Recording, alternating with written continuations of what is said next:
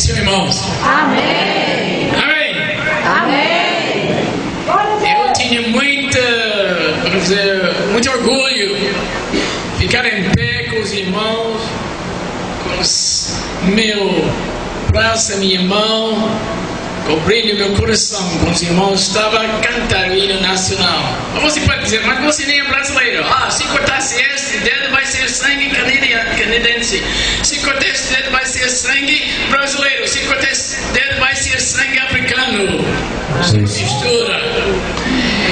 Com tudo isto eu estou a dizer, na brincadeira, irmãos, que passamos 13 anos aqui e aqui estamos de volta depois de mais ou menos 21 anos. Visitar aqui os irmãos. Já visitei muitos lugares aqui no Nordeste quando era supervisor da igreja Missão Evangélica Pentecostal do Brasil. Eu quero dizer parabéns ao pastor, ministério e igreja nesta ocasião especial, 42 anos, celebrando a bênção e a vitória do Senhor neste lugar. Amém. Aleluia. Deus sempre é bom, irmãos, não é? Nós estamos aqui o tempo pouco, podemos dizer muita coisa sobre missões, mas primeiramente eu quero mostrar alguns slides. Nosso irmão está pronto. Então nós vamos ligeiramente passar alguns quadros aqui. Eu vou fazer a narração enquanto eles aparecem no quadro. Agora a cortina vai pedir um pouco, mas vamos ver. Missões em Moçambique. Moçambique fica na ponte de bem, mas fica no sudeste do continente africano.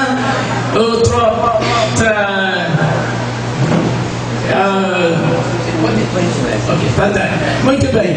É um lindo país, mais ou menos 2.500 km de comprimento, sul a norte, e montanhas, vales e planícies. É um lugar muito lindo, muito bonito. Agora, árvores lá, como aqui, jacarandá, mas tem aquele conhecido como baobab, uma árvore da África mesmo. Tem animais altos como girafa, tem animais baixos como zebras, tem também os animais fortes como os elefantes. Agora, a cidade capital de Moçambique chama-se Maputo, que fica na zona sul do país. É uma cidade bastante movimentada, o porto também. Navios grandes, pequenos entram lá com mercadoria de vários tipos. A cidade de Maputo tem mais ou menos um pouco mais de 1 milhão de habitantes lá na cidade mesma e ruas muito movimentadas com o comércio daquela cidade. O prédio mais alto em Moçambique é um prédio de 33 andares. Agora está a fazer outro mais alto lá, mas esse é o prédio mais alto no país todo, fica lá na cidade de Maputo. Mas lá fora da cidade tem muitas casas típicas. Infelizmente não dá para ver por causa da cortina, mas já tem muitas como esta casa espalhada ao longo do país. Já dormi muitas vezes naquelas casas. Mas de todas as coisas em qualquer país, o povo é a parte mais bonita, não é, irmã? É verdade. São alguns clientes com quem a minha esposa trabalha em Moçambique. Há muitas necessidades por aí, necessidades físicas, necessidades espirituais e necessidades materiais. Elas foram agravadas por causa da guerra, doença, ensinamentos errados, comunismo, feitiçaria e AIDS. Existe porém uma resposta, irmão. Jesus é a resposta. Ele é o nome que liberta. Louvado seja o nome do Senhor. Aleluia. Aleluia. No princípio, um homem que aceitou Jesus na África do Sul levou o Evangelho, a mensagem pentecostal para Moçambique. Mas este homem que está aparecendo aqui, Austin Jordan, foi um missionário pioneiro do Canadá e durante muitos anos trabalhou lá no país de Moçambique. Ele discipulou pessoas como estão a ver aqui, pioneiros pentecostais estão a servir Jesus e eles, por sua vez, discipularam muitas pessoas. Em 1985, as Assembleias Pentecostais do Canadá nos transferiram para Moçambique, com a finalidade de abrir uma escola bíblica na língua portuguesa lá naquele país. Outros têm chegado, infelizmente já saíram. Esse casal passou anos aqui no Brasil. Eles também bem conhecidos, pastor Staclas e a esposa, as Santanas de Chipre. Tem esse casal de Guimarães, a esposa da Bahia. Os Haus também estão lá no sul do Brasil. E tem um casal não pode beber aqui, mas os Gordons e finalmente os Besses. Eles já tiraram muito, mas todos já saíram por razões justas. Agora, os que ficaram são os velhos, viu? Ele Linda Mercer, acho que você conhece. Agora, tem alguns associados lá ainda. Esse casal veio da Alemanha, ainda está conosco lá, e a senhora, uma americana, lá há muitos anos, servindo o Senhor. Em 1985 a 2012, podemos dizer que durante 27 anos, Deus tem abençoado o trabalho de oração, através de ofertas, e algumas pessoas têm chegado naquele país, dando os seus esforços. Deus tem feito grandes coisas na área de educação teológica em Moçambique. Tem um curso de ministério de 3 anos. Até no ano passado, 617 graduados. Também tem curso de bacharel lá, e até o ano passado houve 61 graduados. Também o mestrado, 18 graduados. Deus tem feito grandes coisas da teologia por extensão, ou é conhecido curso básico, ETE. E até no ano passado, 1.480 graduados naquele curso. Esse curso alcança todos os 10 províncias de Moçambique, levando o Evangelho a 150 núcleos. Aqui são alguns daqueles núcleos espalhados ao longo do país de Moçambique, na zona sul de Maputo até a fronteira de Tanzânia, na zona norte. Leste e oeste também. Deus te abençoado. Louvado seja o nome do Senhor.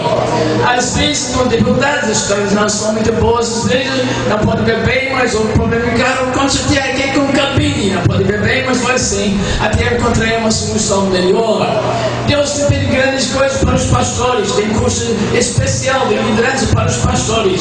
E pastores mais de 40 denominações diferentes têm graduado deste curso. Um curso especial para os esposos dos pastores. Também muitas delas já terminaram o curso, estão a apoiar seus maridos e a igreja onde trabalham. Deus tem feito grandes coisas para os jovens em Moçambique, ensinando ética, moral e cívica nas escolas e nas igrejas, como esta igreja aqui, a Escola de Jardim, com mais de 1.800 alunos. Lá eles receberam ensinamentos, consciência de AIDS, um problema muito sério lá em Moçambique. Os jovens têm suas conferências onde cantam, fazem dramatizações, textos bíblicos e muita coisa assim. Deus tem feito grandes coisas para as crianças. Tem um programa especial de crianças. A minha esposa tem a responsabilidade de 120 crianças órfãos e vulneráveis. Tem 2 centros lá, chama-se Santa Esperança. Um fica lá em Matola, que é uma cidadezinha perto de Maputo, e outra num bairro mais pequeno na cidade de Maputo. Deus tem feito grandes coisas para os doentes. Este container um posto provisório. Aqui tem terreno onde está sendo construído um posto médico, centro de saúde para o povo daquela zona. A minha esposa faz um suplemento alimentar para os doentes. Aqui está a ver folhas de mandioca secar, depois pila coisas como folha de mandioca, germe de trigo, casca de ova, e o resultado é um produto que Deus tem usado para ajudar muitas pessoas. Como Adelaide. Esta Adelaide com 5 anos de idade não podia andar, magra demais, muito doente, era a HIV positiva. Mas anos depois de tomar aquele suplemento, melhorou muito. Ela passou em casa com 13 anos de idade no ano passado, e aquela HIV entrou em remissão. Aleluia. Deus tem feito grandes coisas. Tocha já passou para estes graduados. Este irmão graduado é superintendente presidente-geral das igrejas de Moçambique. Este é o secretário-geral e adjunto dele, segundo secretário. São graduados com curso de mestrado. Não pode beber, mas ele lá é presidente, ou melhor dizer, diretor da escola bíblica. Então, a Deus nós queremos dar toda a honra e glória, porque Ele é digno de todo louvor. Esses dois moçambicanos dizer obrigado, Senhor.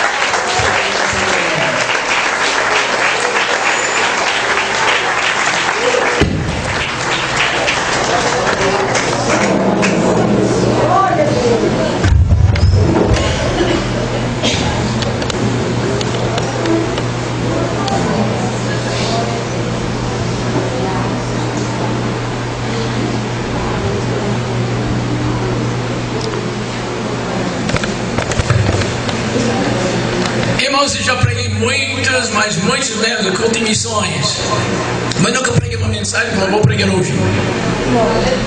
Prestem atenção. E meu desejo é que Deus possa abençoar vocês através deste culto de aniversário e de missões. Irmãos, na mínima hoje à noite, eu tenho algo que você conhece bem, mas eu quero explicar mais um pouco. Mas primeiramente, eu quero ler alguns versículos de João, capítulo 12. João, capítulo 12. João 12, versos 24 e 26. João 12, 24 a 26. Mesmo sentados, irmãos, vamos ler. Na verdade, vos digo que se o grão de trigo caindo em terra não morrer, fica ele só. Mas se morrer, dá muito fruto. Quem ama a sua vida, perdê-la-á. E quem neste mundo aborrece a sua vida, guardá-la-á para a vida eterna. Se alguém me serve, siga-me, e onde eu estiver, ali estará também o meu servo. E se alguém me servir, meu Pai o honrará. Na mínima hoje eu estou segurando uma árvore. Você pode dizer, você é louco. Eu estou segurando uma árvore. Um tronco, folhas, raiz, cores, cor verde, cor laranja. Tenho aqui doçura na minha mão. E também tenho muitas outras sementes. Esta, irmãos, é uma semente de laranja. Alguém, claro, até a criança mais nova pode dizer quantas sementes tem nesta laranja. Mas ninguém pode aqui me dizer quantas laranjas tem, quantas laranjeiras tem nesta semente, quantos copos de sumo tem nesta laranja, nesta semente. Ninguém pode me dizer. Está tudo aqui nesta semente de laranja. Esta semente tem força para criar coisas que pesam milhares de vezes mais do que a semente. Por quê? É porque esta semente tem alguma coisa que nós chamamos vida. Porém, para tudo acontecer que eu já falei, alguma coisa tem que acontecer. Amém. Esta semente tem que morrer. Amém. Você pode machucar, você pode esconder, você pode fazer o que quiser com essa semente, mas sem morrer, essa semente nunca vai produzir nenhuma laranja e nem nenhuma outra coisa que eu já falei aqui hoje à noite. Ela tem que morrer. Jesus disse, na verdade, vos digo que se uma semente de laranja, ele falou grão de trigo, caindo na terra não morrer, porque ele só, mas se morrer, dá muito fruto. As leis da natureza são assim, irmãos. A lei, uma das principais leis da natureza é que a produção tem que acontecer, sendo no mundo de seres humanos, de outros aspectos da criação. O objetivo, todos nós sabemos, é crescimento. A mesma coisa na nossa vida espiritual. Deus quer crescimento espiritual na sua vida, na minha vida, irmãos. Não é assim? Até Jesus falou aqui em capítulo 15 deste mesmo livro de João, assim, eu quero ler para os irmãos, verso 2: toda vara minha que não dá fruto, atira. Limpa tudo aquilo que dá fruto, para que dê mais fruto. Então, fruto, mais fruto. E verso 5: eu sou a videira, vós as varas. Quem está em mim e eu nele está, este dá muito fruto. Então, o plano de Deus, irmãos, é fruto, mais fruto e muito fruto. Amém. Mas para isso acontecer, tem que morrer. Irmãos, lá no Canadá, aqui no Brasil, na África, já fiz muitos enterros. Agora quero dizer que em nenhum daqueles enterros eu vi o defunto falar. Quando alguém morre, ele perde certas coisas. O morto não tem vontade mais. Eu nunca vi um defunto dizer: eu não quero ser enterrado hoje, só amanhã às 10h15. Nenhuma vez. Não ouvi nenhum defunto dizer: já mudei de ideia, não quero ser enterrado no campo, não, mas no cemitério lá em Natal. Não, nunca vi. Nunca vi um defunto dizer: eu quero rosas, muitas rosas em cima do caixão. Nunca vi, não. O defunto não tem mais vontade. Eu nunca vi um defunto dizer: eu quero trocar esta cova por outra. Não. Defunto não tem vontade. Também defunto não tem ambição. Nunca vi um defunto dizer: um dia eu vou ser chefe de todos os defuntos aqui neste seminário. Defunto não tem ambição. Eu nunca vi um defunto dizer: meu pastor está enterrado muito perto de mim, mas logo eu vou ser pastor em todos os defuntos. Meu título será Pastor José João Defunto. Defunto não tem ambição. Defunto também não tem direitos. Não tem. Não tem direito a mais a reforma. Já está reformado. Não tem direito de falar pelo celular. Não há condições. Não tem direito de ser diácono na igreja. Já passou a época. Não tem direito de entrar e sair à vontade. Está preso lá. Não tem direitos. Também o defunto não critica. Nunca ouviu um defunto me criticar, dizer: este pastor que está me entrando não sabe pregar bem. Não, nunca. Nunca ouvi um defunto dizer: este cemitério está muito mal arrumado. Não critica. Nunca vi um defunto dizer: este caixão foi feito por alguém que nunca andou, nunca estudou na escola de artes e ofícios. O defunto não tem, também não critica. Não diz: este caixão é muito estreita. Não diz: vocês que estão lá em cima estão pisando no meu campo, minha campo. Não fala assim, não. E defunto não diz: ninguém me dá oportunidade para fazer nada aqui. Não tem razão de queixa, não pode queixar. Também o defunto não tem orgulho. Está morto. Já morreu.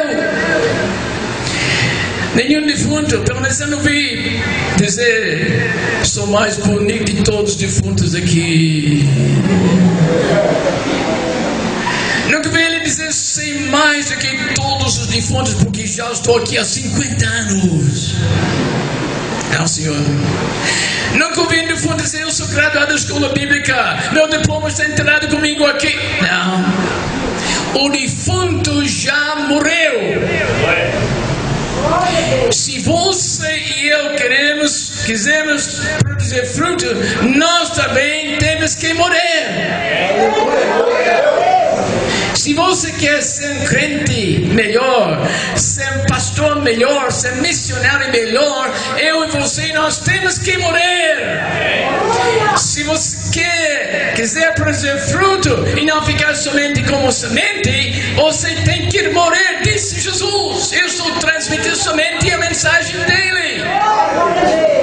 Esse é que ele falou naquele dia. Irmãos, missões é a história da morte. Jesus morreu.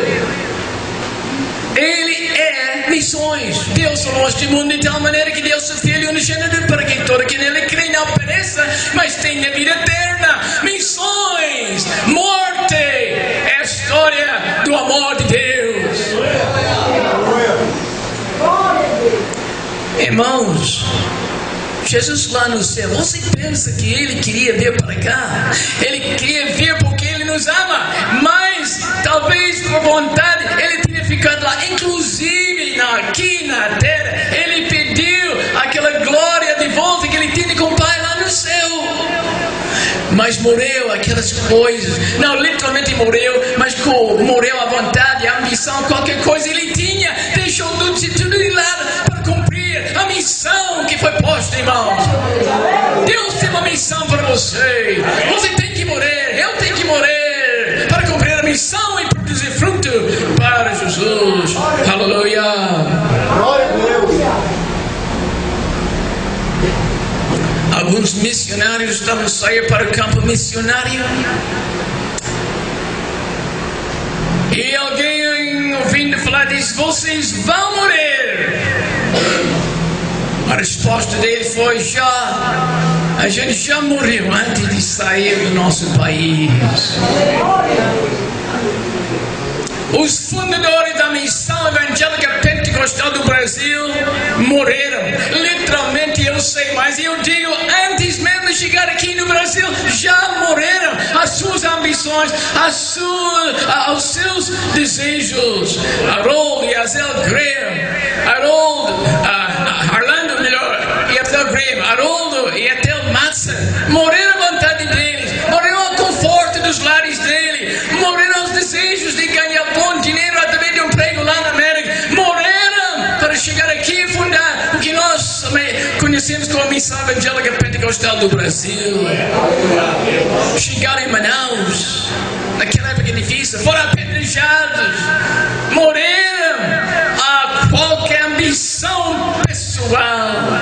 Chegaram aqui no Rio Grande do Norte, depois Ceará, Pernambuco, Paraíba. E por esta razão hoje nós temos a Missão Evangélica Pentecostal do Brasil. Os discípulos dele já morreram. Nessa viagem que eu estou fazendo agora com o pastor Gonzaga e a esposa, eu vi os discípulos desses irmãos, eles já morreram. Alguns deles estão aqui hoje à noite, têm vida, mas já morreram. Estão a viver e servir como servos fiéis ao Senhor. Estão se sacrificando pela obra. Esta igreja existe hoje porque alguns morreram, quer dizer, morreram às suas ambições, morreram aos seus desejos, talvez até sacrificaram até certo ponto suas famílias, morreram, e por esta razão tem fruto hoje de 42 anos aqui. Pastor Gonzaga disse que aqui em Rio Grande do Norte tem mais de 80 igrejas. Alguém tem que morrer para produzir este tipo de fruto. Irmãos, a história não terminou ainda. Jesus ainda não voltou. É para você e eu ainda morrer para avançar com o Evangelho de Cristo no sertão, além do mar, para onde Deus nos mandar. Missões é a história da morte. Mais uma vez, mas se morrer, dá muito fruto. Aleluia. O mártir Netsen, não sei se ouviu falar dele. Ele e mais 4 missionários foram assassinados pelos índios lá em Equador, já faz muitos anos. E um deles, esse Netsen, disse assim: ele não é um tolo que dá aquilo que não pode guardar para ganhar aquilo que não pode perder. Escute bem, vou repetir. Ele não é um tolo. Você jovem, não é um tolo. Ele não é tolo que dá aquilo que não pode guardar para ganhar aquilo que não pode perder. Eu tenho dito muitas vezes nessa viagem, disse lá na conferência, mas quando a gente chegou a Maputo, pela primeira vez, o avião estava descendo, o diabo veio e disse: você é um tolo. Você está tomando a sua vida na sua mão. Este país de Moçambique é um país de guerra. 16 anos de guerra civil, irmãos. É um país comunista. Você é um tolo. Está tomando a sua vida na sua mão. Mas Deus, antes que aquele avião parou em frente ao aeroporto de Maputo e disse: você não é tolo, não. Você não está tomando a sua vida na sua mão, não. A sua vida está na minha mão. Aleluia. Aleluia. Missões. Vale a pena. Quando em 1908, há muitos anos, já há mais de 100 anos, o primeiro missionário pentecostal saiu do Canadá para a África. Ele deixou a família durante 1 ano no Canadá. Morreu, não fisicamente, mas sacrificou muito para levar o evangelho para os Zulus, lá na África do Sul. Morreu. João Patton foi chamado para aquelas ilhas Novas Hébrides. Muitos antes dele, alguns pelo menos tinham morrido fisicamente e literalmente. Então, quando Patton foi para lá, aquele povo ruim era canibais. Um homem por nome de Dixon disse a Patton: você vai ser morta, vai ser comida pelos canibais. Ele disse: seu Dixon, o senhor já é velho, logo vai morrer. Os bichos vão comer você no sepulcro. Para mim não faz diferença se eu, servindo Jesus, fico comido pelos canibais ou pelos bichos, não faz diferença. Eu vou. Aleluia. Ele morreu aos perigos, morreu à sua vontade, morreu e ele aprendeu a língua. Mas, irmãos, não foi fácil. Quando a esposa dele faleceu, ele literalmente tem que se deitar sobre a cova para 4 dias para aquela gente ruim não desenterrar o corpo. Ele ficou, ganhou almas. E ele disse: a maior alegria dele foi quando 12 daqueles novos convertidos tomaram uma santa ceia. Ele ficou, ganhou com os ajudantes dele 16 mil pessoas daquelas ilhas Novas Hébrides, onde o povo matava e comia uma a outra. Tem hoje em dia igrejas, tem escolas, tem empresas. Por quê? Porque o homem morreu. Austin John, eu falei que ele era o missionário pioneiro em Moçambique. Ele queria ser contabilista. O pai dele era aquele primeiro que chegou na África em 1908. John Austin, filho, ele não queria nada a ver com missões. Cresceu na África, naquela época muito difícil. Ele dizia: eu vou ser contabilista. Mas Deus tocou no coração dele, mudou da ideia. Ele morreu às suas ambições, aos seus planos, aos seus desejos. Morreu e foi a Moçambique. E hoje em dia, irmãos, através dele, por causa dele, e os que foram discipulados por ele e outros, hoje em dia tem mais de 2.000 igrejas, mais de 800 pastores. Por quê? Porque o homem morreu. Aleluia. Pedro Munhanga, infelizmente não podia ver bem hoje à noite, mas Pedro é o diretor da escola bíblica. Foi um dos graduados da primeira classe que graduou-se em 1987. No fim daquela graduação, mais de 30 alunos saíram do programa de missões. Tinha graduados em cada das 10 capitais de Moçambique, quer dizer, das províncias. Pedro foi sozinho para Pemba, capital da província, ou estado de Cabo Delgado. Quando ele voltou para Maputo, ele disse: eu sinto que Deus está me chamando para lá. Dissemos, minha esposa, ele em nossa casa, dissemos a ele, vá falar com o seu pastor.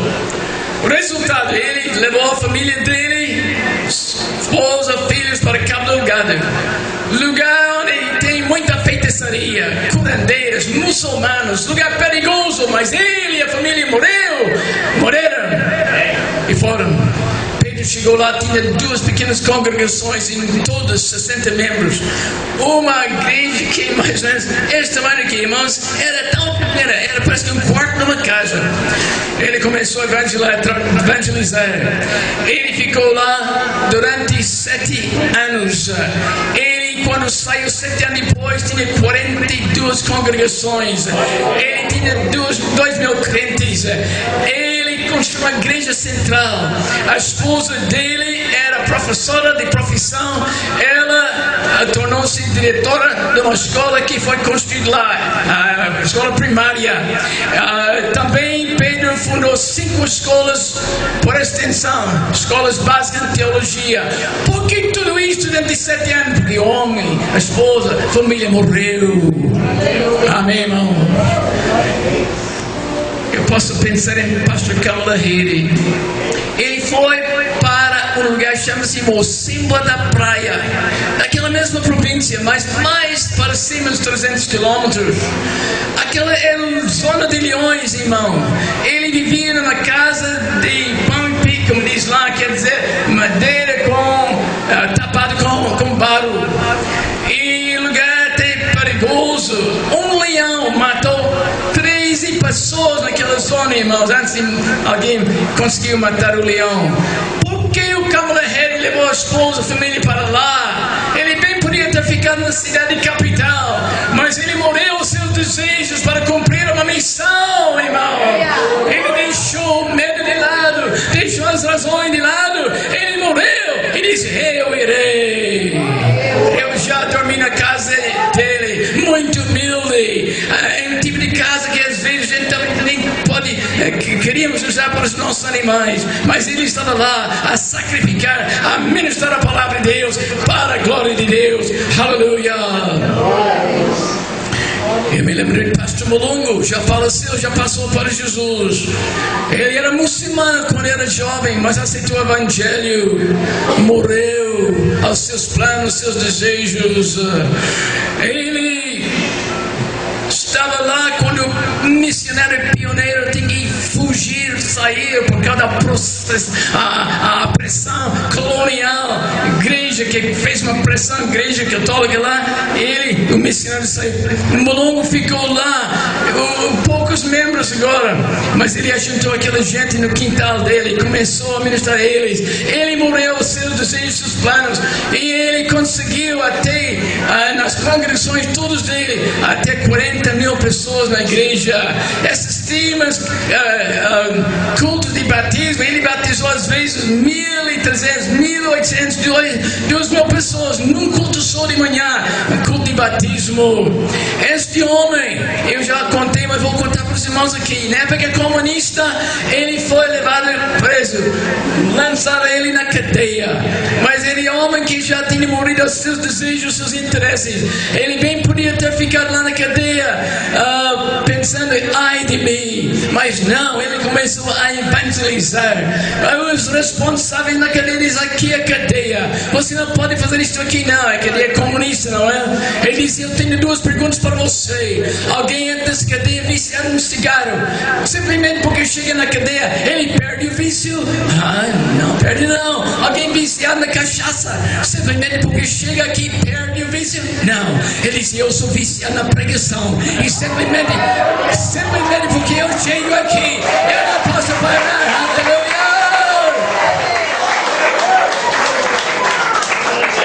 Vamos começar a aceitar Jesus. E alguns chegaram e dizem, pastor, nós vivemos numa situação muito precária aqui. A nossa vida pode ser tirada de nós a qualquer momento dessa cadeia. Um dia para Jesus, nós queremos ser batizados, mas como? Na cadeia. Ele disse, irmãos, amanhã nós vamos ter o culto de batismo. Leva eles para casa, para o banheiro, abriu o chuveiro, em nome do Pai, do Filho e do Espírito Santo, batou eles debaixo do chuveiro. Aleluia!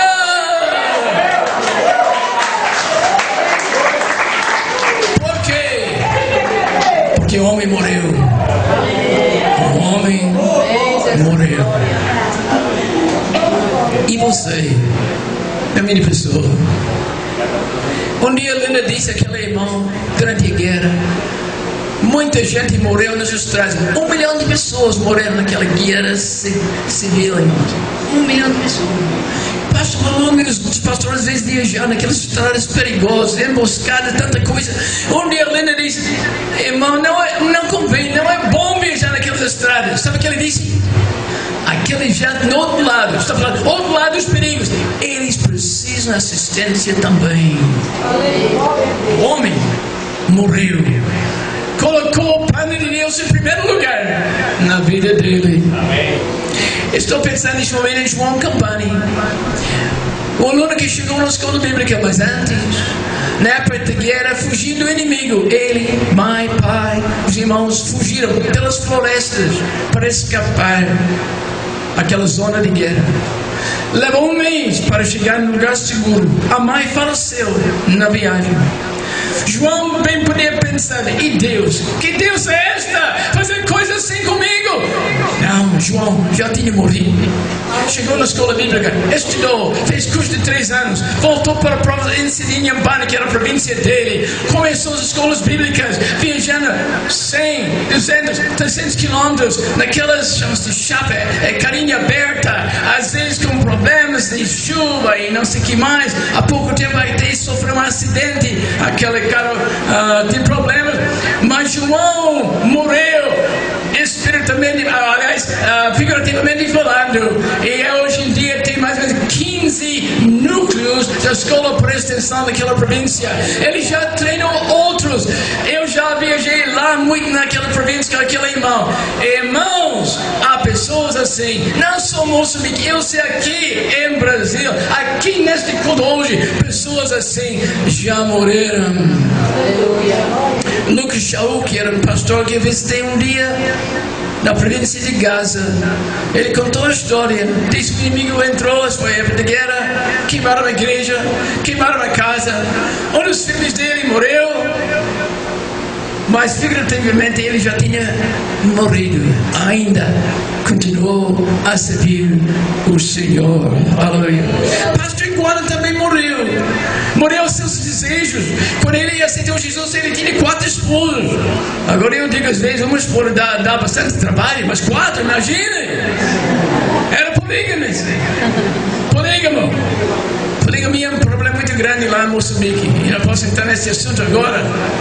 Mas ele tinha 4 esposos, mas ele queria morrer, os desejos carnais dele. Ele sabia ser a esposa de 4 esposos, a marido de 4 esposos, sendo pastor. Não dá. Fazer o quê? Disse, vou jejuar 3 dias, orar 3 dias. Então ele fez assim, e uma daquelas esposas chegou e disse, eu não vou ficar mais aqui. Se você quiser ver onde eu estarei, pode vir. Saiu. Segunda saiu também. Agora, entre as 4 tinha uma bonitinha que ele queria. Mas como escolher, não é? Mas ele estava deixando tudo com Deus. Mas Deus sempre sabe melhor, não é? Então, 3 daquelas senhoras saíram. Aquela que ele queria ficou. Mas ele já morreu. Ao sistema normal, aos desejos carnais, tornou-se não somente um pastor, mas chegou a ser a superintendente geral das igrejas lá em Moçambique. Eu encontrei outros semelhantes. Estava numa graduação num lugar que chama-se Mabote. Enquanto estava lá, o responsável da escola disse, ele que é o orador da turma, que estava pregando aquele dia, disse, ele era polígamo antes.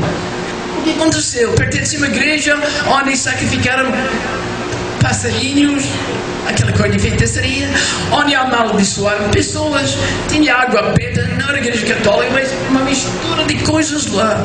Ele ouviu falar do curso básico de educação teológica. Então ele procurou saber mais e tornou-se aluno. Viajava 40 quilômetros de bicicleta. Estradas ruins, viajou para chegar, dormiu, voltou para casa 1 vez por semana. Depois de 4 anos ele graduou. No dia da graduação, eu estive lá, ele a pregar chefe morador da turma. O que aconteceu? No ano passado, no mês de julho, eu estava na casa dele. Ele contou, eu tinha 2 irmãs com as minhas esposas.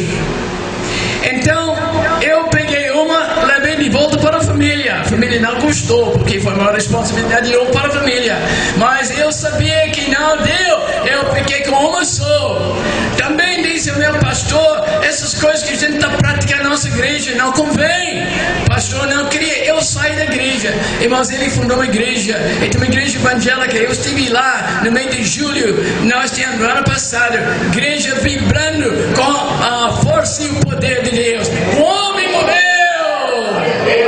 para o avanço do evangelho. Aleluia. Carlos era um dos nossos alunos, morreu. Estava andando na rua um dia, junto comigo, e encontrou outro amigo e disse, olha, tem uma igreja lá, olha, eles fazem muito barulho. Quando eles oram, choram, gritam. Epa. Carlos disse, não foi assim que eu aprendi, igreja. Disse a sua amiga, vamos lá fazer um distúrbio. Chegaram lá à porta da igreja, mas pela surpresa deles, os porteiros os receberam tão bondosamente que não podia acreditar. Mas foram levados lá para dentro, ficaram sentados lá, esperando aquele momento de oração. De fato, conforme ouviram dizer, o povo na oração começaram a orar em conjunto, mas eles não fizeram distúrbio, estavam a ouvir. Essas pessoas estão a dizer coisa boa, não coisa má, não. Eles ficaram lá, sentados lá, até o fim da mensagem. Quando a mensagem, o apelo foi feito, os dois foram para frente e aceitaram Jesus. Mas tinham vergonha, porque foram lá fazer distúrbio. Mas morreram lá. Na estrada para casa, não falaram nenhuma palavra um com o outro, por causa de vergonha. Foram lá fazer distúrbio. Quando chegaram lá, onde tinha que sair um para o outro, um olhou para o outro, um disse a outro, eu vou voltar na terça-feira para aquela igreja. O segundo disse, eu vou também. Carlos tornou-se não somente crente, diácono na igreja, graduado da escola bíblica. Ele tornou-se dirigente de um grupo familiar. Irmãos, o que aconteceu? O homem morreu os planos dele, para Deus fazer os planos divinos na vida dele. Aleluia. O tempo já foi, irmãos, não posso demorar muito aqui, mas não esqueça que esse laranja não aconteceu por acaso, não. Alguma coisa tem que acontecer. Uma semente tem que morrer. Uma semente morreu para que eu pudesse ter esta laranja na minha mão hoje. Esta igreja está aqui porque alguém morreu. E você está disposto a morrer para Jesus? Na verdade, eu vos digo que se o grão de trigo caindo na terra não morrer, fica ele só. Mas se morrer, dá muito fruto. Aleluia. Aleluia. Este é o plano de Deus para a sua vida e a minha vida, irmãos. Aleluia. Aleluia. Só quero dizer em conclusão aqui que nem sempre é fácil morrer para Jesus. Nem sempre é fácil servir Jesus, mas sempre, escute bem, sempre é melhor. Jovem, você tem colegas lá que não tem nada a ver com Jesus. Seus colegas lá na escola, universidade, etc. Ou no serviço, irmão. Não quer. Às vezes é difícil servir Jesus, mas lembre-se, sempre é melhor. Aleluia. Aleluia. Morrer, ninguém quer morrer. Custa, dói, mas vale a pena morrer para Jesus. Figurativamente estou falando aqui, os irmãos estão entendendo muito bem, não é? Para servir Jesus melhor. Aleluia. Morrer para Jesus. Obrigado. Aleluia. É possível, é necessário também. Em conclusão, quero ler mais uma vez. Na verdade, eu vos digo que se o grão de trigo caindo na terra não morrer, fica ele só. Mas se morrer, dá muito fruto. Quem ama a sua vida, perdê-la-á. E quem neste mundo aborrece a sua vida, guardá-la-á para a vida eterna. Se alguém me serve, siga-me. E onde eu estiver ali, estará também o meu servo. E se alguém me servir, meu Pai o honrará. Um dia, uma criança disse ao pai, era filho do pastor: papá, como é o nosso costume, vamos sair destruir folhetos foi depois do culto, que era o costume deles. O pai disse: meu filho, também a chuva está caindo, eu não vou não. O filho disse: papá, o pecador não vai para o inferno no dia de chuva não. O pai disse: eu não vou. E ele disse: pai, eu posso ir? O pai diz: pronto, então usou aquela roupa grossa que podia proteger ele da chuva. Ele saiu com folhetos, começou a destruir folhetos aquele domingo à tarde. Destruiu todos os folhetos, até o último folheto. Não tinha mais ninguém na rua para receber folheto. Ele se dirigiu a uma casa, tocou campanha. Nada. Foi de novo. Nada. Saiu. Mas senti que ele voltou. De repente uma velhinha apareceu. Meu filho, o que é?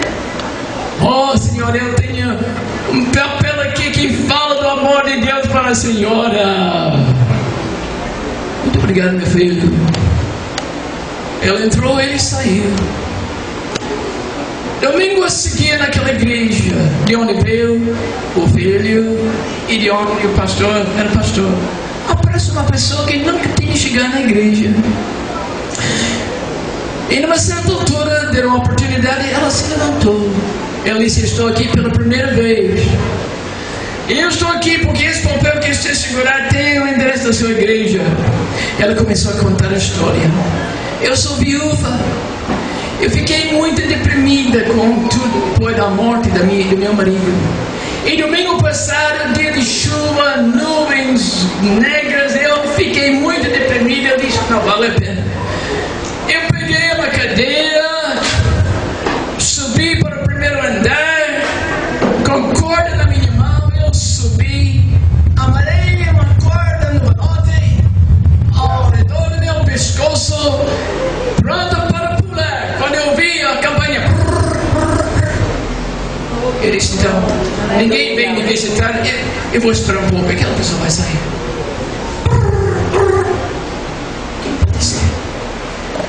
Não vou descer não. Mas depois eu vi. Disse: pronto. Tirei a corda do meu pescoço, desci para ver. Era essa criança com o rosto angélico falando do amor de Deus naquela